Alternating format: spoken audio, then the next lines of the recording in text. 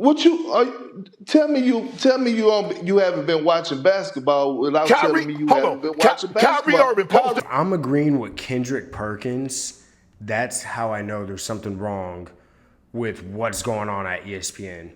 This video, I'm going to be reacting to 2 clips of what First Take has become basically just a shouting match between people who they don't watch the sport that they're shouting about. It's obvious that they don't watch all the games. It's obvious that they don't study the game.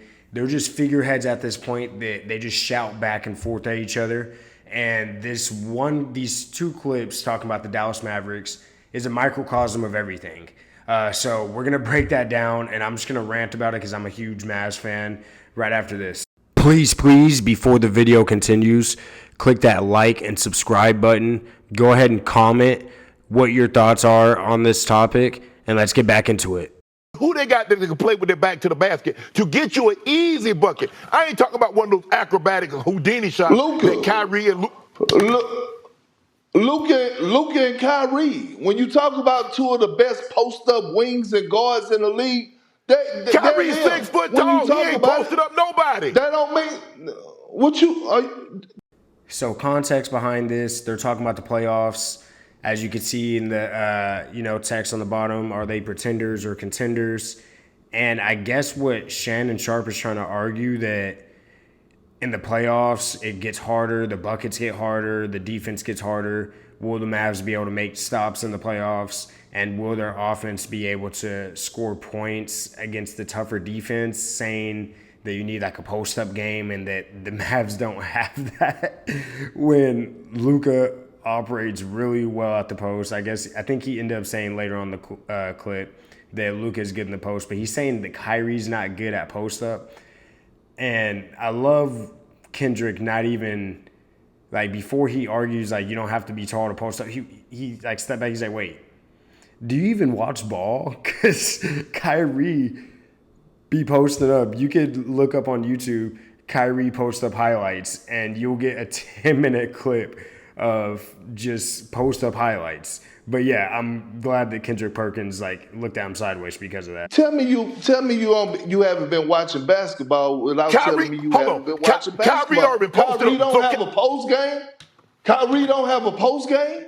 That's what you said. Shannon Sharp, are you sitting up here on national television and telling me that Kyrie Irving... How many times you saw Kyrie down on the block? And this is just ridiculous. He's saying, how many times have you seen Kyrie Irving down on the block posting up?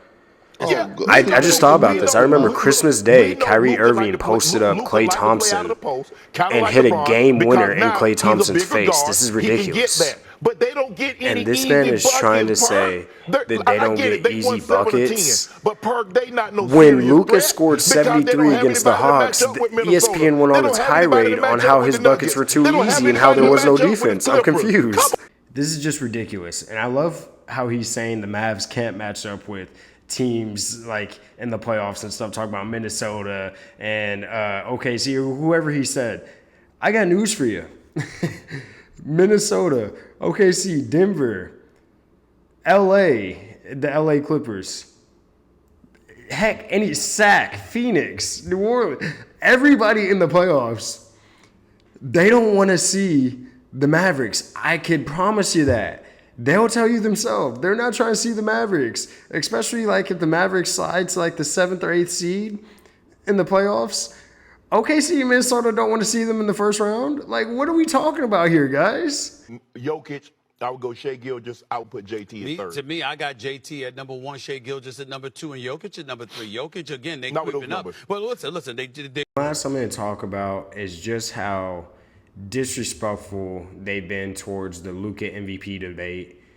And it's disheartening because I'm pretty sure guys like Stephen A. Smith has a vote in the MVP race. I know they definitely have a lot of sway in the voting with just how they're quote unquote promoting on the, not promoting.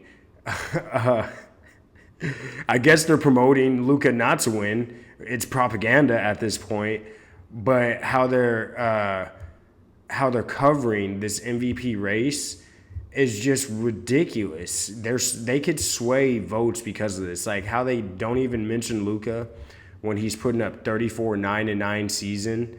And the Mavs, in my opinion, if the Mavs are a 5th seed or better, he's the automatic MVP winner. He should definitely be automatic. If they're the 6th seed, he should be the MVP winner or number 2, because there has been players who have won MVP being like a 5th or 6th seed.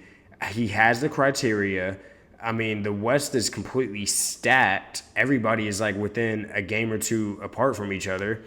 So for him not to even be in their top 3 is ridiculous. They're putting a guy like Jason Tatum in there because he has the best record in the league or whatever. The East, in my opinion, is garbage. The West is definitely stacked. The West is a gauntlet. So that's why I don't even put too much stock into that. And Jason Tatum, he's on a stacked team. It's just ridiculous how they report on some of this stuff. They're promoting Luka not to get MVP. It's negative propaganda against Luka. It's ridiculous. And Shannon Sharp, he has no idea what he's talking about when it comes to basketball. It's like they give the LA Lakers more hope in the playoffs than they give the Dallas Mavericks. It's ridiculous.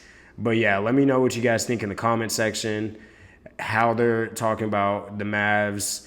They wait until they lose a game. They're on a 7-game win streak, and they wait until they lose a game to start spewing all this nonsense, and how Luka isn't even getting a sniff of MVP recognition when he should from these guys. It's absolutely insane. I'll see you on the next one.